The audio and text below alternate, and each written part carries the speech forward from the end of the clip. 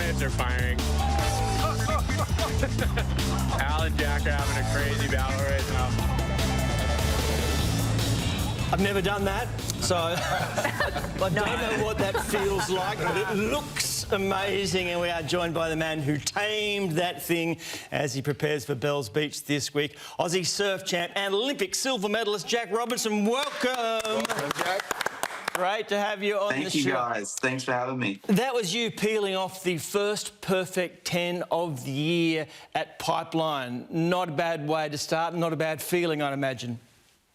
Yeah, actually, I've had a lot of good first waves this year in like heats. I was looking back because I lost the last event last week, and I was like, oh, I started excellent. And then, yeah, that was my first 10 this year in like the first heat, so pretty special. Just the feeling of that, I want to get it through my head. As I said, I've never done anything like that. When you're on the top of that wave, how much of it is, I'm going to ride and tame this wave, and how much of it is, I'm falling off a cliff?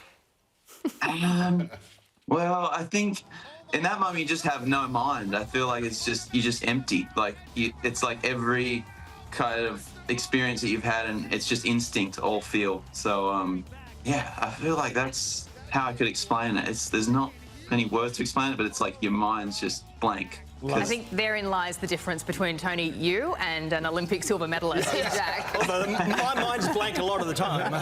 Touche. Jack, I want to know how life has changed for you in the last 12 months since you became Australia's most successful Olympic surfer.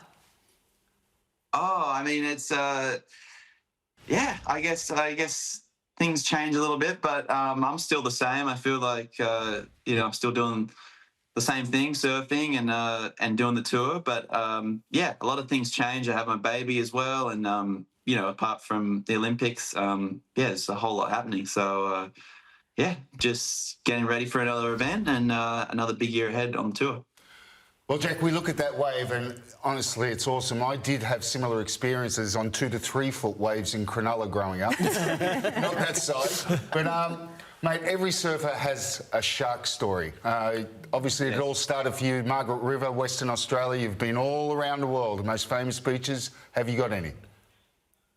Oh, there's quite a few. I don't know where you'd want me to start. I mean, West Oz, I've had like plenty of encounters, but when I was really young, had some really big ones, and I had one go under me that was really big, and I had one like come and charge me like head on, and I don't know, there's not really, I don't know, it's just it's so surreal. Like those animals are like lions. I just feel like, yeah, when you grow up there, you're just kind of used to it because Mother Nature's so raw and there's so many big animals around. So, Jack, when you had that thing, Jack, so Tony asked you about how did you feel at the top of the wave. How did you feel when the shark was charging you? Same? A little bit different, eh? It's different when you face a big shark, huh? Yeah, it's like, it's kind of like you don't really know what's going to happen, but I've taken off on so many of those waves, so I kind of have a pretty calculated risk, you know, of what's going on. So. And Jack, yeah. when you were coming through the system, they called you, you know, the next Kelly Slater and things like that when you're a young lad.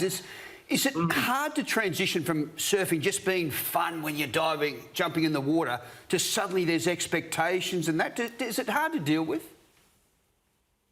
Yeah, it is for sure. There's a lot of noise and a lot of things sort of happening around you, but you know, I think you just can't forget why you got into it. And yeah, that's kind of the same feeling that I'm getting when I take my son surfing now. Like I take him on little tiny waves in the shore break. I get that same feeling when I see his eyes light up. So we I can think actually that's what see that. We can have a little look at that now, Jack. There he is. That's pretty amazing. So cute.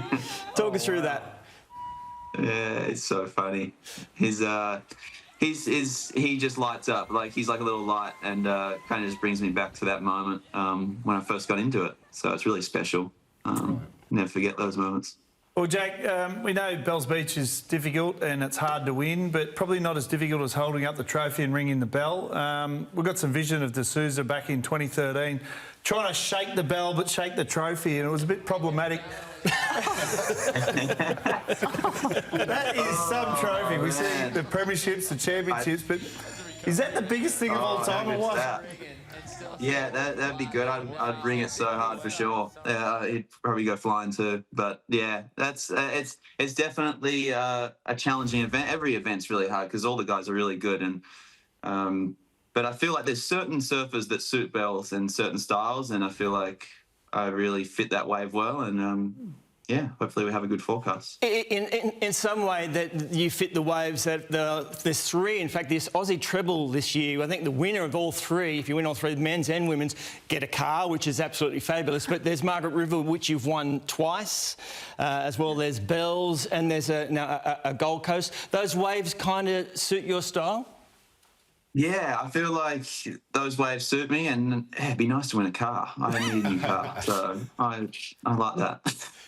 And this is some vision of you at Bells. It's a place you love, obviously, and would adore to win. Yeah, it's definitely a special event. It has a lot of history and so many good finals. Before I left the Gold Coast 2 days ago, I saw Mick Fanning, and then I saw Messrs Joel. But it was kind of cool because those guys have won it so much, and I've watched them so much. So there's a lot of history and a lot of really good moments. Jack, what do the surfers think of surfing coming into the Olympics? Like, it was Tahiti when it was in Paris, and everyone was wondering, is this going to work? Like, what do they think of it? Is an Olympic gold medal suddenly a cherished event in surfing? Or is it just, it's another addition to the program a few years down the track? Like, how did it sort of set? I think a lot of the guys on tour would say, world title, I want to win a world title first. And I was kind of like that too. But because the Olympics only happens every 4 years, like a couple of the guys asked me, like, what would you rather first? And I'm like, well, the gold medal. It doesn't happen as much. So, yeah, it just depends. I think, when we were in Tahiti this year, it was really special. And it was kind of like, once we got to the final, we weren't even really thinking about the medals. I felt like just to get there was so hard because I went through so many good guys. It almost felt like 3 medals because I had like John and Gabriel and Ethan. And I'm like, what's the deal with this draw? So, I've got all these hard guys. I'm like, what's going on? But so I think it's really special. Well, it was an amazing performance then. Good luck with this week and beyond. Thanks so much for having a chat with us. Yeah, of course. Thank you, guys, and look forward to a good week. There he is, and you can catch Jack at the Rip Curl Pro Bells Beach this Friday with coverage starting from 7 a.m. Do not miss it. Coming up, though, our champ of the week. Stick around. Beautiful work. Thanks, sir.